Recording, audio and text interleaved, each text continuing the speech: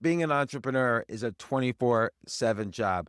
And when you're hiring, you need a partner that works as hard as you do. That hiring partner is LinkedIn Jobs. When you clock out, LinkedIn clocks in. LinkedIn makes it easy to post your job for free, share it with your network, get qualified candidates that you can manage all in one place.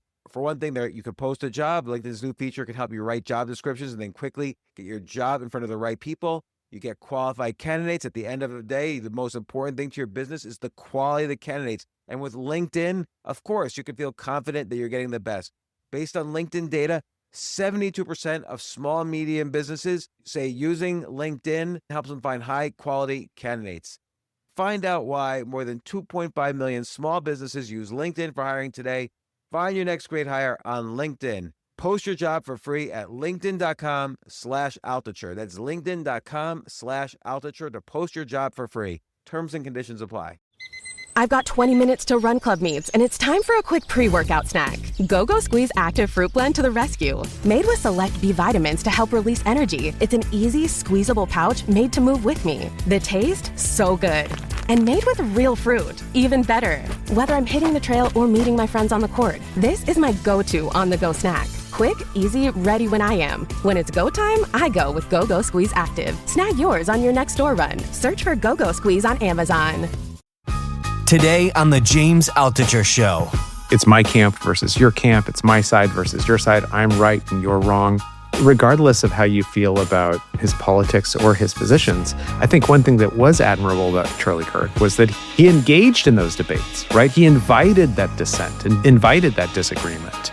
He was willing to sort of step into the arena and to grapple with it. Even when you disagree with each other, feeling a connection to each other, right? Feeling like I have heard you, I've listened closely, you have heard me, you've listened closely to me in return. We understand what the other person is trying to get across. That instinct to connect with people is so deeply hardwired into our brains. It is the reason why it is Homo sapiens' superpowers, our ability to communicate and connect. It is what has made us the dominant species. And it's so hardwired into our brain that all you need is like a glimmer of it to entice and encourage the other person to connect with you. There's this phrase I love called, when you're feeling furious, get curious. This isn't your average business podcast, and he's not your average host. This is The James Altucher Show.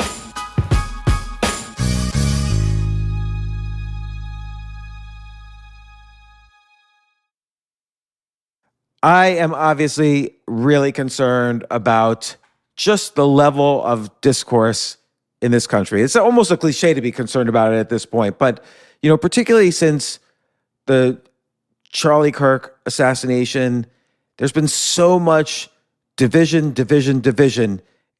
I watched the video, probably I shouldn't have. It really had, watching anybody get killed is going to have an emotional effect on you. I didn't realize what was going to happen in that video before I saw it. And then I was invited to speak at the Oxford Union, which is this society at Oxford, started in 1823. It's the most prestigious debate society on the planet. There's presidents, kings, Nobel Prize winners have all been invited. And for some reason, I was invited. I honestly have no idea why they invited me and how my name even came up to them. There were some issues I saw that they had debated recently, which I didn't know if I wanted to go. I was confused. And people were telling me, no, just say yes. It's so prestigious. And so then all this stuff happened, and I don't like when anybody celebrates any death at all. And it seemed to me that that's what was happening. Regardless of politics, I don't give a shit. But, I didn't like the fact that the president of the Oxford Union seemed to be ignoring the fact that a death was involved. Politically, I don't know where he stands. I don't even know where I stand, as many of you know at this point. But I decided to say no to that, and I felt, you know that a no is correct when you feel kind of like relief afterwards when you're trying to decide something, and I felt that relief. But in any case, I just get very disturbed. I see every day now, my feed on social media is filled with just all this divisiveness, and it's scary to me that people are legitimately hating each other to the point of death. So I invited on Charles Duhigg. He wrote the book Super Communicators. It also just came out in paperback by coincidence. I didn't know that. And Charles came on the podcast and I just asked him, how do you communicate with people who are so divisive? No, regardless of the issue, regardless of the side of it. And in a short period of time talking to Charles, I learned so much, and he made me think about so many things, as he often does on this podcast. So here's our discussion.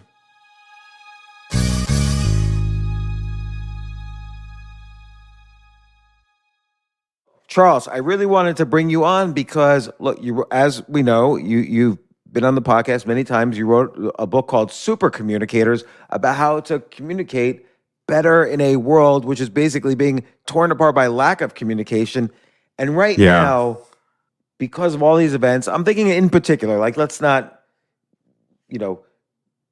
try to overanalyze this. Particularly the Charlie Kirk assassination has sent an already divided world into an even more divided world. Yeah. What is going on from your perspective? Well, I think that it was a tinderbox to begin with, right? And you had someone who was very popular among conservatives and very unpopular among liberals. His death is obviously an enormous tragedy. There's no justification ever for violence, for political violence, for assassination. It should be condemned regardless of where it originates from or who its target is. But I think into that tinderbox was thrown this very tragic killing. And I think that whenever we feel threatened, we tend to revert to our most comfortable place, which over the last 10 or 15 years has become polarization, right? It's my camp versus your camp. It's my side versus your side. I'm right and you're wrong.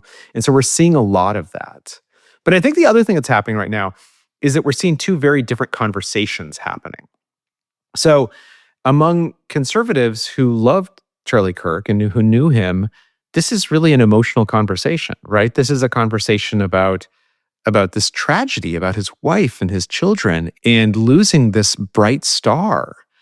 Among people who did not like Charlie Kirk, on the other side, this seems more like a practical conversation. They're saying, look, this is the consequence of policies that make guns easy to own. This is the consequence of language that incites us. And so you see these two kind of clashing conversations. Last time we talked about the fact that there's what research and neuroscience tells us is that there's three basic kinds of conversations: the emotional, the practical, and the social. And what we're seeing right now is some people on the right having an emotional conversation and people on the left having a practical conversation. And then wading into this are these kind of chaos entrepreneurs who really like just basically, trolling each other. And they're trying to make it a social conversation. And so because people aren't having the same kind of conversation at the same moment, it's very, very hard for us to hear each other. It's very, very hard for us to feel connected to each other. Yeah, have you seen it's almost gory to ask, but have you seen the video of him being shot? Not. It is really disturbing. I wasn't expecting it. I looked for it on purpose, because I didn't believe that, it's probably like how, sometimes people are shot at from a distance, they survive, the bullet grazed, kind of like what happened with Trump. I've never seen it's like a death right in front of you. It's really horrible. And I know, probably 100 million people have seen that video. And I think it's almost traumatic then for people to discuss it. Like just seeing it, you start to cry because it looks so awful. And then when people, let's say you're on the right and you see people literally celebrating it on the left, you can't sugarcoat that. People were dancing around and saying yay, even respected people. There's some discussion how the president of the Oxford Union Debate Society was celebrating it. There was no ifs, ands, or buts. And I should say, I didn't see any of that. I saw a great deal of debate and I didn't look closely. So it might have been out there and I just didn't see it. But I didn't see people celebrating his death as much as saying, I don't think he's as much of a clear-cut figure of sympathy as others are portraying. But if you tell me that there were people celebrating it, I'll believe you. I just didn't see that. By the way, he's not. There's lots of ways anybody would disagree with him. He had opinions that were where he had thought them out, but they're extreme. You're more likely to have his opinion if you're a religious, conservative, very religious, very conservative citizen, which, tens of millions of people are, but tens of millions aren't. regardless of how you feel about his politics or his positions, I think one thing that was admirable about Charlie Kirk was that he engaged in those debates, right? He invited that dissent, invited that disagreement. He was willing to sort of step into the arena and to grapple with it. And it's almost I as never if he, saw him. Sorry to interrupt. I'm not being a good communicator, but it just occurred to me. It's almost as if he's read your book, Super Communicators, because he would do a lot of those techniques of mirroring and looping and so on. He would try to keep the temperature levels really low when very angry people will get up at the mic and debate him. I think that's right. I think that he always had a policy of engagement, which I think is refreshing. Now I will say, he is someone who sought out debates rather than agreement, right? As far as I know, and again, I'm not really a student of Charlie Kirk studying his statements, but my impression is that he's someone who sought out debate, and the goal oftentimes wasn't necessarily to come to a reconciliation as much as to air each side's thoughts in contrast to each other, and that is something that super communicators do really, really well.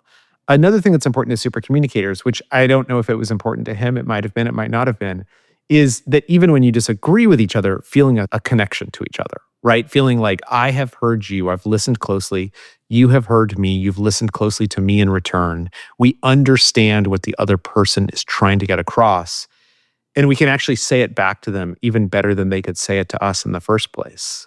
That's an important aspect because it gets to what the heart of communication is. We think of communication as an information transmission device, but the sharing of information is actually just a byproduct of communication, of how our brains have evolved to communicate. The goal of communication is to make us feel connected to each other, because as pro-social beings and as a pro-social species, feeling connected to each other has helped us survive. And so it's great when we can have an intellectual conversation or even an emotional conversation. I can learn from you, you can learn from me. But what's really the mark of a success is, do we feel at least a little bit more connected to each other? And I think that Charlie Kirk did that, even with people whom he disagreed with and who disagreed with him. That because he was willing to engage with them, they felt a sense of kinship, even if they disagreed on issues.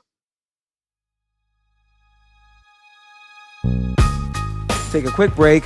If you like this episode, I'd really, really appreciate it. It would mean so much to me.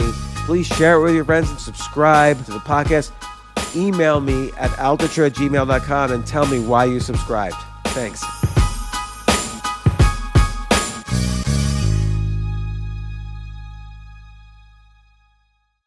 So things have gotten really busy for me lately, and I've asked for it. Like, I'm doing all things I love doing and wanting to do, but I'm very busy and I have to be focused on every single thing. And some of these things that I do during the day, like basically, I'm helping run 3 different businesses, plus I'm doing 3 podcasts a week, and I have to read and prepare for each podcast. I'm writing a book. Those are just like my professional career things. And then I'm doing all sorts of other things. And I often have to switch from meeting to meeting to meeting, and my brain has to stay focused. And I don't want to take any stimulants that's going to get me like overhyped or overstimulated and not. I really want to function optimally. I don't think this is going to last forever. Well, I hope it doesn't last more than a month like this. But basically, I had to figure out what to do. And I really can't highly recommend enough Huel, Huel, and their Black Edition powder. It's like a complete meal. So you feel full, focused, and I feel more ready for the day. Like, it actually works. So at less than $3 per meal, it's packed with 40 grams of plant-based protein and 27 essential vitamins and minerals, no added sugar, gluten-free, tastes great with flavors like salted caramel and chocolate. Plus, it keeps me full for hours. That's key. I don't want to be like hungry during all these meetings. And it's perfect for breakfast, lunch, or post-workout. And just when you thought Huel had everything covered, they just dropped a first-of-its-kind super greens drink in a can. And it's called the Huel Daily Greens Ready to Drink. So you forget powders, forget those pills. This is your daily greens. No mixing, no mess, quick and convenient without compromising nutrients. Don't go for those compromising nutrients. It's sparkling and comes in flavors like blueberry, apple, peach. 42 vitamins, minerals, and superfoods, only 25 calories, 4 grams of fiber, 1 gram of sugar, made by dietitians. So try Huel with 15% off for new customers today using my code Altucher at Huel.com/Altucher. Fuel your best performance with Huel today.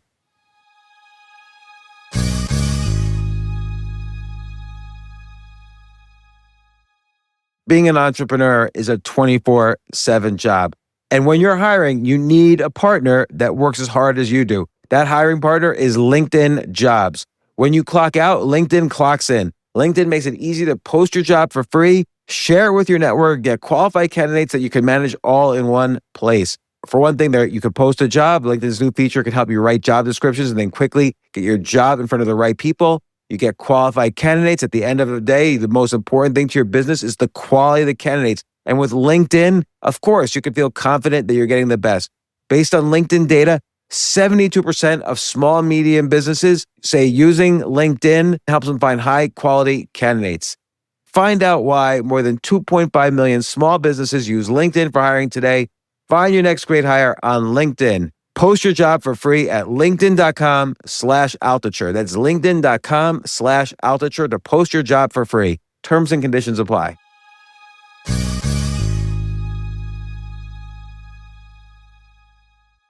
Being an entrepreneur is a 24/7 job. And when you're hiring, you need a partner that works as hard as you do. That hiring partner is LinkedIn Jobs. When you clock out, LinkedIn clocks in. LinkedIn makes it easy to post your job for free, share it with your network, get qualified candidates that you can manage all in one place. For one thing, you could post a job. LinkedIn's new feature can help you write job descriptions and then quickly get your job in front of the right people. You get qualified candidates. At the end of the day, the most important thing to your business is the quality of the candidates. And with LinkedIn, of course, you can feel confident that you're getting the best. Based on LinkedIn data, 72% of small and medium businesses say using LinkedIn helps them find high quality candidates. Find out why more than 2.5 million small businesses use LinkedIn for hiring today. Find your next great hire on LinkedIn. Post your job for free at linkedin.com/Altucher. That's linkedin.com/Altucher to post your job for free. Terms and conditions apply. And so, do you think in order for this to work, both sides have to be willing to play the role of, hey, I want to connect? Yeah, I mean, I think yes. I think if somebody genuinely doesn't want to connect, right? If they're like, look, I just want to yell at you and I want you to stand there and mutely take it, then you're probably not going to have a lot of luck connecting with them, right? But I do think that we all have this instinct to connect. I mean, the truth of the matter is that, like, when you're in an argument with someone and you just take a moment and you say, look, I totally hear what you're saying, but I want to let you know how this issue makes me feel, because it makes me feel scared, or it makes me feel worried, or it makes me feel unhappy. That when we do that, oftentimes the other person does connect with us a little bit. And they say, look, I don't want you to feel scared. I mean, I disagree with this. I think that, everyone should have a gun, and you think that guns should be illegal. We disagree on how to preserve our safety, but we both want safety. We want safety for our kids. That instinct to connect with people is so deeply hardwired into our brains. It is the reason why it is Homo sapiens' superpowers, our ability to communicate and connect. It is what has made us the dominant species.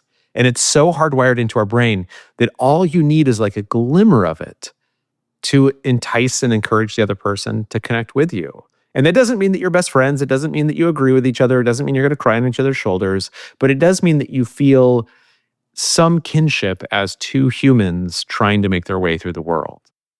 Let me ask you to, just as like for me to see and understand, let me ask you to steelman both sides. And I'll pick a specific situation. So in Congress, the day after or the day of, I don't even know, the Charlie Kirk's assassination, one congressman, I think she was Republican, asked for a moment of silence or a moment of prayer.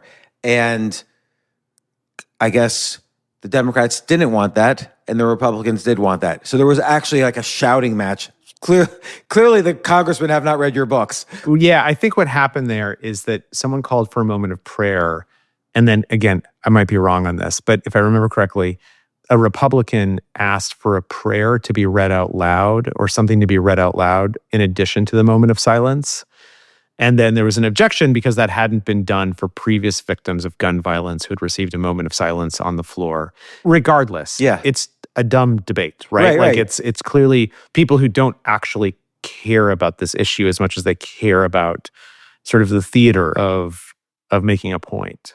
And I think you're right. Look, in Congress, there aren't a lot of people who want to connect with each other. The truth of the matter is, this is hardwired into our brain, but the U.S. Congress has managed to find a lot of the people who have been able to undo that hardwiring in a very visceral way. And that's scary because I feel like congressmen, okay, there's been periods of history where it's been more heated than other periods of history.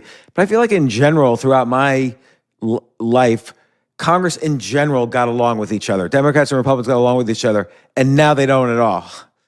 Yeah, Democrats and Republicans, and I think there's a lot of reaching across the aisle. I think there's a lot of reasons for this. Also, I don't think it's universal, right? I think that I talk to a lot of people in Congress, and a lot of them say, I do want to work with my colleagues. I do work with my colleagues. We got stuff done together. But then we have these performers who have really gotten these big stages. It's certainly not limited to one party. What's happening now is that you get more rewarded for it than you used to in the past. It used to be that people really wanted Congress to do their job. They really wanted them to get together, and they really wanted them to pass good laws. Now, because of gerrymandering, the primary is oftentimes more important than the general election because of the rise of a media sphere that rewards extreme behavior rather than good policymaking. Because of the rise of social media, we see that now it's much more rewarding to have an enemy than to make a friend. Really good. And most of us avoid that, but some people don't. And so if you were to steel man both sides, so you're a congressman talking to a congressman, you're AOC talking to Marjorie Taylor Greene, or Marjorie Taylor Greene talking to AOC, how would you discuss this? Because, and I bring this up, not that this is such a weird example, but this is the example. It's neighbor versus neighbor right now on the streets. Right. Talking about these issues. I don't think it's quite that bad on the streets, to be honest with you. I don't know. I have family who live in conservative states, and I don't see them going to war with the liberals living nearby. But I would say, so the first thing I would say is that AOC and Marjorie Taylor Greene should probably not have that conversation. I don't think either of them really want to connect with the other side. Let's say we have Congressman X and Congressman Y, and they come from different states, and one's a Republican and one's a Democrat. How do we sit down together? I mean, this happens all the time. Like, literally, this is what Congress does. And if you talk to Congress people about how they actually spend their time, what they'll say is, I spend most of my time in Congress trying to understand what's important to the people whom I have to work with, because I need them to support me. And they want to know what's important to me because I have to support them, right? There is a system that is built into our politics that you have to work with people who disagree with you. And that doesn't mean reaching across the aisle. Oftentimes you have Democrats who don't agree with other Democrats and Republicans who don't agree with other Republicans. That disagreement is at the heart of why we thought the American experiment was worth pursuing. That if you brought people together from different perspectives and they came to a consensus, that consensus would probably be better than any of the answers they came up with on their own and apart from each other. And so I think that the first thing that would happen is that people should ask each other what matters to you, right? In the book, in Super Communicators, we talk about deep questions, that many of the questions we ask are what are known as surface questions, but that there's much more powerful questions that are known within psychology as deep questions. And a deep question is something that asks about our values or our beliefs or our experiences. And, that can sound intimidating, but an example of that is if you meet someone who's a doctor, instead of saying, oh, what hospital do you work at? Which would be a surface question. Asking, why'd you decide to go to medical school? Which is a deep question, right? It's an invitation to the other person to tell us who they really are, to tell us about their values and their beliefs, their experiences. And so I would say when Congress people sit down with each other, when it's not firebrands who are just trying to get attention, oftentimes they start the conversation by saying, getting elected to Congress is really hard. It's a major sacrifice. What was it about this that was important to you? What is it that you want to get done while you're here? That's a deep question. It asks someone why they're here, who they are, what they care about. And if I know what you care about and I can share with you what I care about, we might care about different things, but there's probably some aspects of those things that we have in common. And moreover, if I know what you care about and you know what I care about, then we can figure out how to come to a compromise and give you what you need and give me what I need. Yeah, so that's good. So even if they don't really know the answer to that question, they're going to come up with an answer, and that's something to work with. I mean, so here's an example. Let me ask you a deep question. Why do you do this podcast? There's a cynical answer and a good answer. Or Okay. I do this podcast because it does give me an opportunity. When I read a book like Super Communicators, for instance, I don't understand everything I read. Because I have a podcast, I could actually call the author, you, and ask really dumb questions that I don't understand with the excuse that, oh, I'm trying to make it easy for my listeners to understand. But actually, I'm really trying to learn how to communicate better with my wife or a business partner or whatever. Which, by the way, is a big part of why I became a journalist. Is exactly the reason. So I could call people up and ask them questions that I was just interested in. Yeah, like a podcast is not quite journalism, but it's a form of kind of that outreach to the public and being the intermediary between a private person like yourself who's put something out and the public audience. I'm the intermediary. Yeah. Same with journalism. So wait, is that the cynical answer? Or that's the good. The cynical answer is there's a performance aspect to almost everything I do, whether it's writing or podcasting, building, social media, or even building a business. I don't think that's cynical. I don't think it's cynical at all. But let me tell you what you just said. You told me so much about who you are, right? Here's what I know about you. I know that you are someone who likes to learn. I know that you're someone who has enough intellectual humility to know that even if you're exposed to information, sometimes you need something more to help it really become knowledge. I know that you're someone who doesn't mind being on the stage, being out there, being a public intellectual. Now, if I was trying to convince you, James, I want you to invest in my company, what I would probably say is I would try to appeal to those things that you care about. Let me tell you why making an investment in my company, or let me tell you why voting for me. Let's say I'm trying to get your vote. Why voting for me will help you achieve your goals. Because I promise you can call me anytime. I'm going to have access to all this new information that's really interesting. I'd love to share it with you. Also, I'd love to have you join my campaign. And it's kind of a little bit of a high profile, right? Once I know what you want, I know so much more about you. I know how to talk to you. I know how to talk about the things that matter to you. And particularly if I share that about myself, if I say, the reason I'm running for Congress today is because I had a kid who was at a school while a school shooting was going on. And I'm scared for them and I want to make change that makes that better. Now you know so much about me. Like at that point, when we know this about each other, we can't help but feel closer to each other. There's actually an instinct, again, hardwired in our brain, known as social reciprocity, that makes it impossible for us not to feel a little bit closer to each other. That's the glue that's held our species together since we evolved. You're so right. And then you look through history, there are times when society is divided. I'm right and you're wrong. Like take the 1850s, slavery. One senator beat up another senator on the Senate floor in I think it was 1859 over this issue because there's obviously they felt strongly that there was no middle ground. Hopefully they felt strongly. I think they used their walking cane to beat the guy over the head until he was unconscious and almost dead. Right. So basically, and I feel like that's what's happening now, that basically if you don't agree with me, you might as well be dead. So here's the thing I would say, because I think there is one thing in what you just said, which is not completely accurate, which is that you said there are times when we all agreed with each other. But if you think about the times that we're proudest of as a country, it is not when we all agreed with each other. It is when we disagreed with each other, but we did so in peaceful and productive ways, right? So let's take the Constitutional Convention, the writing of the Constitution. Basically, what you had is a group of people who literally hated each other, who for months at a time would go into a room and just argue nonstop. And they would write these gerrymads about how bad the other people were. But they knew how to disagree with each other in a way where eventually they could write a constitution together. They founded this nation.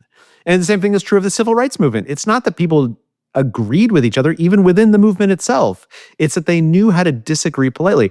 World War II, there was huge debates over whether we should enter World War II, what the correct strategy was once we were in World War II. And it wasn't that everyone agreed with each other. It was that we disagreed with each other, but we knew how to disagree in ways that were helpful. That's what we're missing today. It's not that we're all going to be on the same page or reading from the same hymnal. It's that we need to learn how to disagree with each other better. What if there's no incentive? Like you said, a lot of times people are disagreeing with each other now, and I'll use Congress as an example, but it could be anybody, because there's political reward, or there's reward within your subculture for just disagreeing. Yeah, so I think the key there is that we stop giving out those rewards, right? If you have a kid, and every time the kid picks a fight with you, you give them a piece of candy, they're going to learn to pick fights with you, right? They're not going to learn to go to bed on time. They're not going to learn to do their homework. They're going to learn, if I just fight with dad and I tell him he's wrong, eventually he's going to feel bad and he's going to give me some candy. That's exactly what's happening right now. And as parents, what we do is we stop rewarding our kids for bad behavior. And as Americans, that's what we have to start doing right now. And it's hard. It's hard because it means that we don't sort of get that gleeful dopamine hit when our side scores a point against the other side and we feel good about it. We have to tamp down on that instinct. And this is where we have to be better citizens and we have to be more mature adults. Because if we stop rewarding bad behavior, it will go away.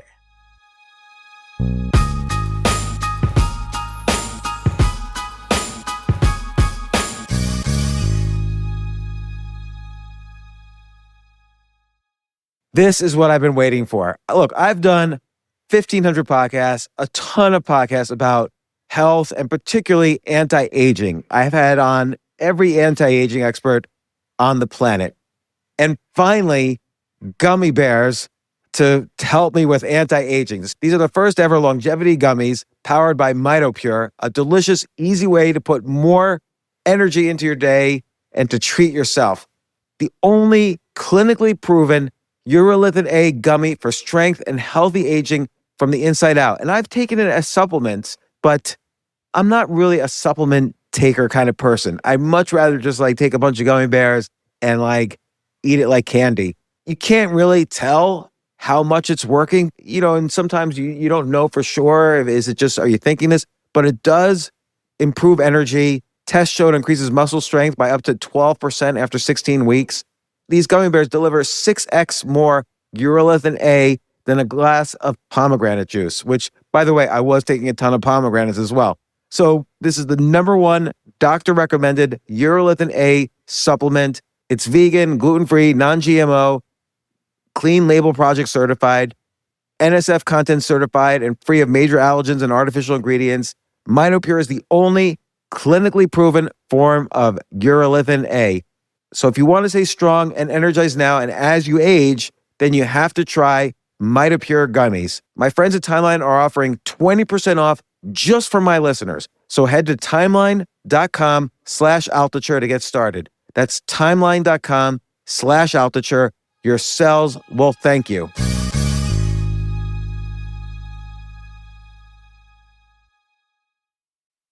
Audible's romance collection has something to satisfy every side of you. When it comes to what kind of romance you're into, you don't have to choose just one. Fancy a dalliance with a duke, or maybe a steamy billionaire? You could find a book boyfriend in the city and another one tearing it up on the hockey field. And if nothing on this earth satisfies, you can always find love in another realm. Discover modern rom-coms from authors like Lily Chu and Ali Hazelwood, the latest romantasy series from Sarah J. Maas and Rebecca Yarros, plus Regency favorites like Bridgerton and Outlander. And of course, all the really steamy stuff. Your first great love story is free when you sign up for a free 30-day trial at audible.com/Wondery. That's audible.com/Wondery.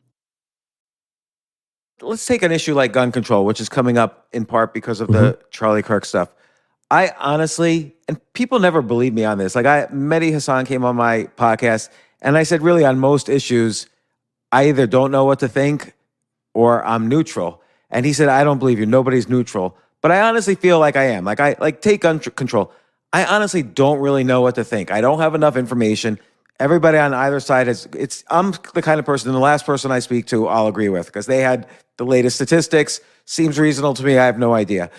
But people don't believe me, and then they'll get angry because they think I'm lying about being neutral. But I also sometimes get angry when I think people are just blindly on one side as opposed to another. I'll get angry at Republicans who think we should have guns to protect ourselves just in case the government goes awry. And I get angry with Democrats who think no guns ever, and then later they want to defund the police and who knows? Everybody goes to extremes.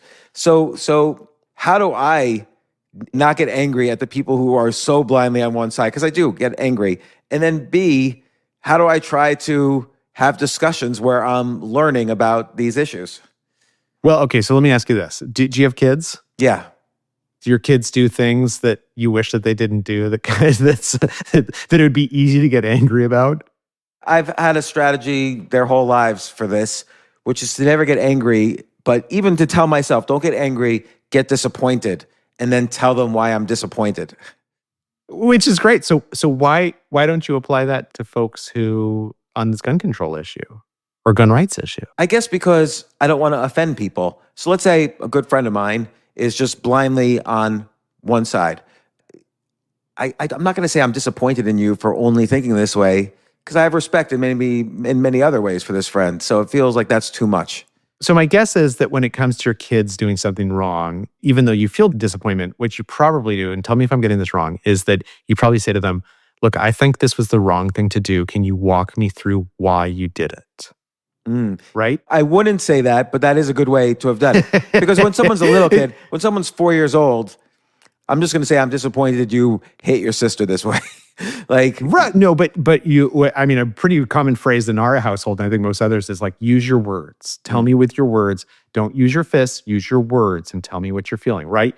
What we're doing is, I think you're exactly right. It is very easy for us to get angry at someone else.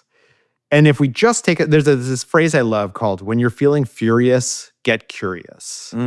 Because if in the moment that you are angry, if you just take half a second and say, look, before I tell you why you're wrong and you're an idiot, tell me more. Like, tell me more about why you believe this.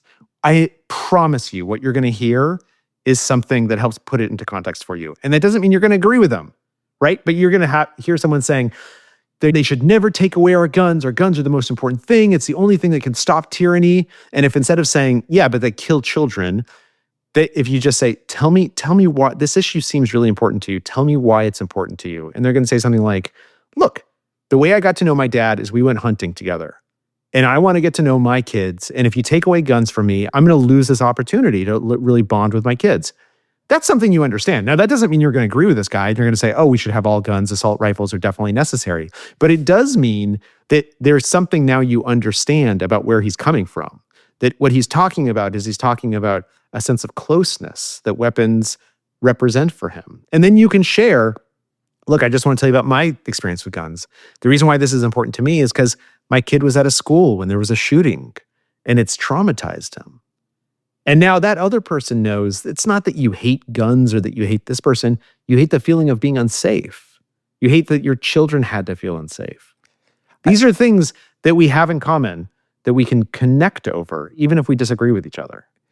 That makes sense. I'm just wondering, what if on either side, there's cliches. So one side could say, well, guns don't kill people, people kill people. And on the other side, you could say, if gun laws allow for even one innocent death, then that's too much. And both are cliches, both are not really accurate. And how do you deal with when everybody kind of just falls to cliches when you're trying to get that understanding? Well, when you ask people about their personal experiences, that's when the cliche falls away, right? It's very easy to use a cliche when I'm talking about millions, hundreds of millions of people. But when I say to someone, tell me about your experience with guns. Like, when have you used guns? How have they touched your life? Nobody's cliched at that point because they're talking about the personal experiences. Nobody says, well, like all people, I am aware of the statistics on guns, right? That's not. So I think the key here is that if you ask a deep question, if you ask someone about their values or their beliefs or their experiences, and you don't have to do it in a really clumsy way, you can just say, tell me why this is important to you. They're not going to say cliches. It's when we feel like we have to defend an entire side of something that we start spouting cliches. Yeah, and that's interesting too. Sometimes I find myself in a position where I'm defending a side I don't really want to defend. You ever get in a situation like that? And how do you avoid that? Absolutely. Well, I mean, first of all, it's kind of fun sometimes, right? Like oftentimes what I'll say is look, I'm going to make an argument and I only believe it 30%, but I want to try it out. Let's see how it flies. And I think that, I'm very often telling people what my confidence interval is around what I'm saying. And it's never very high, right? It's never like I'm 100% confident in what I'm telling you. It's always like, I'm like 60% confident that I might be right. But that 40%, if you convince me that it's bigger than that, I'll listen to you. I like that approach, actually, of admitting your confidence level. Oh, absolutely. And the truth of the matter is that, keeping the door open. We keep the door open, but oftentimes, a conversation is not, if we all knew exactly what we believed, then most of the time we wouldn't even have to have conversations. We know what I don't have to dialogue with you. I know what I believe. I know what you believe. It's fine. Most of the time when we have conversations, it's because we don't entirely know what we believe and we're trying to figure it out. When we're talking to the other person, we're also talking to ourselves and we're as surprised by the words coming out of our mouth as anyone else. And so we shouldn't be held to being perfect when we have a conversation. And a question for you, does this make you feel better? It does, because it shows me that there is a path that the country can take to be more united. But let me ask you, are you optimistic or pessimistic? I'm optimistic. I'm optimistic because we've been through tough periods before and we've made it through. Now, I think what's happening right now with the polarization, with some of the threats to speech, with some of the stuff that's going on in Washington, D.C. is worrisome to me. I'm not going to downplay how concerned I am. But I think that the arc of history is long and that it does arc towards a better life. The way that we create that better life is we take responsibility for it. And so I'm going to issue a challenge to you and to all of your listeners, if that's okay. Sure. Which is, I think that sometime this week, in the next 7 days, find someone you disagree with on some issue and ask them, just say, look, I want to understand more about what you believe and why it matters to you so much. Can you just tell me a little bit about why this issue seems so important to you? Don't argue with them. Just listen. And in fact, listen so well that you can repeat back to them. Say, look, what I think I hear you saying is this. Let me make sure I'm getting this right. And if you do that, and then you share something about yourself, you and that person will feel closer to each other. You will understand where they're coming from better. And really, I'm just imagining this, particularly in situations I might feel strongly about. It's going to be very hard to do, but I'm going to try this challenge. I'm going to put the relationship before the topic. It's not just putting the relationship before the topic. It's also that, let's say it's some issue, let's say it's Israel and Gaza, right? Where people just seem very fanatical in their perspectives. You're not going to convince the other person that they're wrong and you're right. You're not telling them you're an idiot. Here's all the facts that you don't know. That's not going to work. If you actually want to change their mind, then you have to be willing to have a conversation with them where they might change your mind. Yeah. Well, Charles, look, this has been an issue that's really bothered me this past week about communicating in this country. I appreciate you coming on at short notice. It's just by coincidence, your book, Super Communicators, which we last talked about a year ago, is now out in paperback this week. So I'm glad you came on. Charles Duhigg, Super Communicators, New York Times bestseller. Also, you came on for The Power of Habit, excellent book. So I really appreciate you spending the time. I know you're really busy. Well, thank you for having me. I'm going to call you again the next time the country is divided. Let's do it. Let's do it. I love it. Thanks, hopefully it'll be a long time. I will talk to you soon.